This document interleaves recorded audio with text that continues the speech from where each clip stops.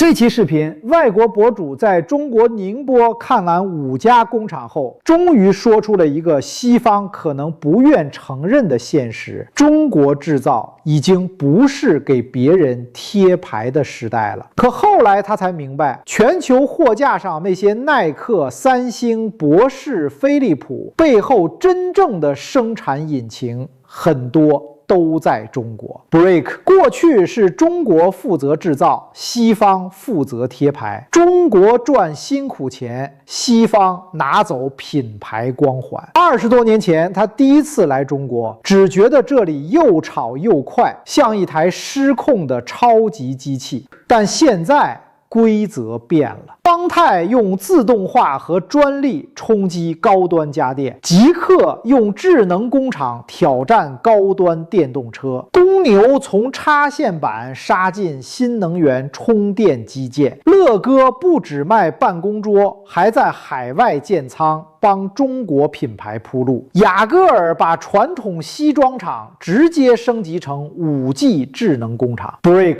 最震撼的是，这些产品最后接入宁波港，源源不断送往全世界。所以这期视频真正炸裂的地方是，过去世界看低 Made in China， 今天却越来越离不开 Made in China。More than 20 years ago, I came to China for the first time. I was completely overwhelmed. The scale, the noise, the sheer pace of everything. But one thing I noticed very quickly was that while China was making almost everything the world consumed, it was doing it quietly. The labels said Nike, Samsung, Bosch, Philips. China was the engine room, but someone else's name was on the door. For decades, the world's factories sat here in cities like Ningbo, Shenzhen, Guangzhou, producing goods of every kind for Western brands. The arrangement made obvious economic sense. China supplied the labour, the scale, the logistics. The Western companies supplied the brand, the marketing and the margin. Chinese factories got the work, Western companies got the credit. But something has been shifting, and I don't think enough people outside China have noticed it yet. Over the last decade, the quality coming out of Chinese factories has improved dramatically, and the companies making these things started asking a very reasonable question. Why are we putting someone else's name on this? Today, I'm in Ningbo, one of China's great industrial cities, visiting 5 companies, each in a different sector, each with a different story, but all pointing in the same direction. Chinese brands are going global, and some of them are already much further along than you'd think. We've got a kitchen appliance maker whose factory floor would make German engineers nervous, a power strip company that's now building EV charging infrastructure, and a highly automated car factory that's using the latest 5G technology. A heritage suit brand running its production on 5G, and an ergonomic desk company selling in 75 countries. You've probably seen their stuff and didn't even know it was Chinese. So, without further ado, let's go check it out.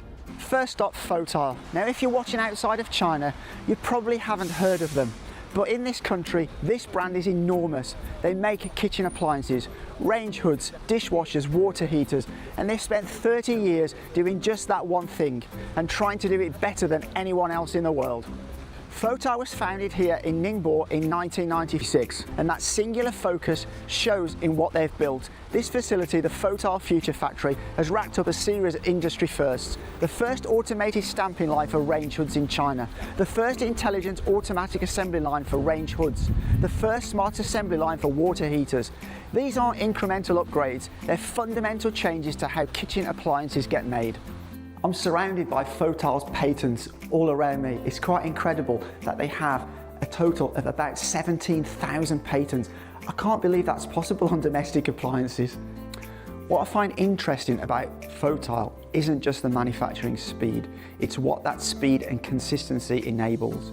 When you can make products this reliably, you can invest heavily in design, materials and features without worrying about quality slipping. And looking around this showroom, these products would look completely at home in a high-end kitchen anywhere in the world.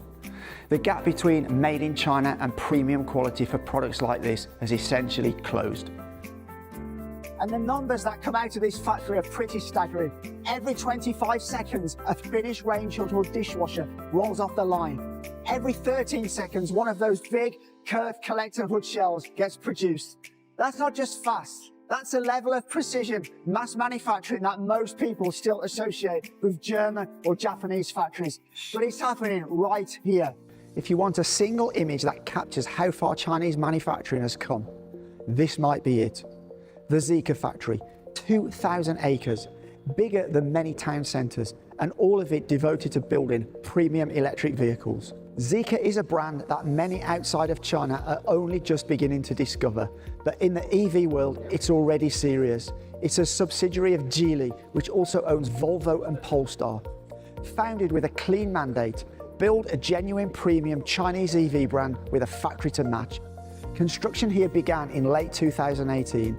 The factory came online in the third quarter of 2021, and it earned a place in Zhejiang province's first batch of future factory designations, a government certification for smart manufacturing excellence. So as well as the Zeekr brand, Geely also own the Volvo brand, and as many of Europeans will know, Volvo is considered to be one of the safest cars on the road. But that philosophy has gone through all the Geely brands now, so they pay lots and lots of attention to the Zeekr brand's safety, and that's a really important thing you need to consider when you're purchasing any car. And the facility is designed to produce 300,000 cars a year. That's a big number. So you can see how different models are all on the same line, and that's because of their flexible manufacture. As I mentioned earlier, they can have 6 different models on the line at one time. And that's something that traditional production lines just cannot do. And that's what makes their manufacturing so efficient. The final assembly shop is where I think the story really gets interesting. It's set up for full C-to-N production, customer to manufacturer, meaning each car is essentially built to a specific customer's configuration. Chassis, joining, glass installation, tyre fitting, all fully automated with intelligent torque control systems and machine vision checking at every stage. That level of customization at this kind of volume is genuinely hard to do. It's so cool, there's like a little robotic truck with all the screws and nuts and bolts on, and it kind of follows the guy, and he's exactly where he needs to be when he's putting the bolts and screws on. That's so cool. All right, anyone who's lived in China more than a few weeks knows this brand, Bull, Gongyu, the power strip.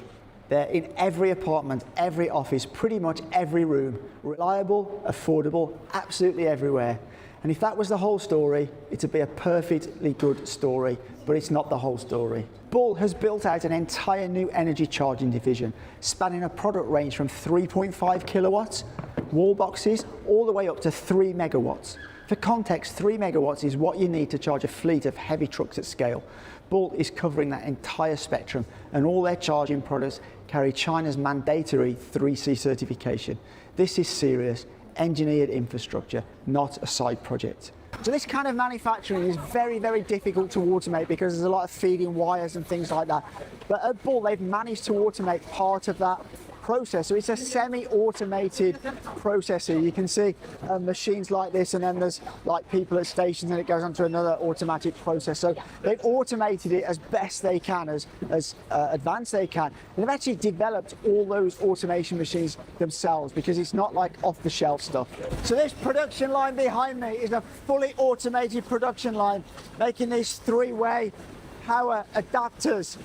And the mind-blowing figure, it produces 1 every 2 seconds. That's 30 per minute of these. That is just insane. No wonder Chinese manufacturing is next level. Just incredible. And you can see by the scale of this place, just look how many production lines they have. What? There must be 15, 30, 45, 60. There's at least 60 production lines all making these kind of adapters, and finally they're all boxed up like this, ready to go all over the world. As you can also see in this factory, there's AGVs everywhere taking finished product from the factory floor into the warehousing. And it's amazing how like so many factories in China are using all this AGV like for so much stuff. It really makes things very efficient. Their digital charging platform now manages over 2,200 stations, more than 35,000 individual charging ports, and nearly 62,000 registered EV users across China.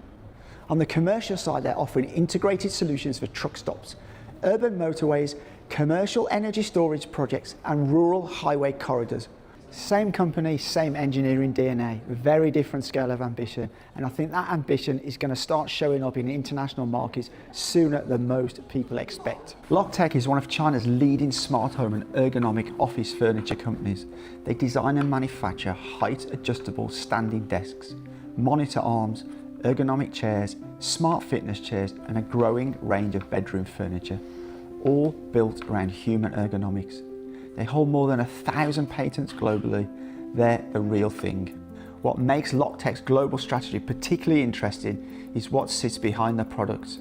They've built out a network of overseas public warehouses, not just for their own products, but as logistics infrastructure service for other Chinese companies trying to expand abroad. In other words, Loctech isn't just exporting desks, they're exporting the capability to export. They're building the roads that other Chinese brands will travel on. Just look at this model. This is their warehouse infrastructure. The scale of it, this kind of logistics investment isn't built by a company that's thinking short term. Loctech is building for a world where Chinese branded goods, their own and others, are as familiar to international consumers as any Western brand. And frankly, when you look at what's already on shelves in Europe and North America, that world isn't coming, it's already here. Younger, or Yager in Mandarin, is one of China's most oldest apparel brands. Founded in Ningbo, it grew into the dominant force in Chinese menswear. Their men's shirts have held the #1 market share position in China for 29 consecutive years. Their men's suits for 26 years. In any market, in any product category, that kind of sustained market leadership is an extraordinary achievement. The product quality here is genuinely high. Good fabrics, proper construction, the kind of attention to detail you'd associate with established European tailoring brands at a similar price point. But the challenge for Younger, and for Chinese apparel brands generally, is that fashion is deeply cultural. International brand recognition in clothing takes decades to build. People have to actively want to wear your label. That's a different journey from manufacturing excellence alone. Younger's response has been to go extremely deep on the manufacturing side, to build production infrastructure so advanced that the factory itself becomes part of the brand story. They've been investing heavily in smart manufacturing and new retail transformation, building 5G connected production facilities and pursuing future factory designation.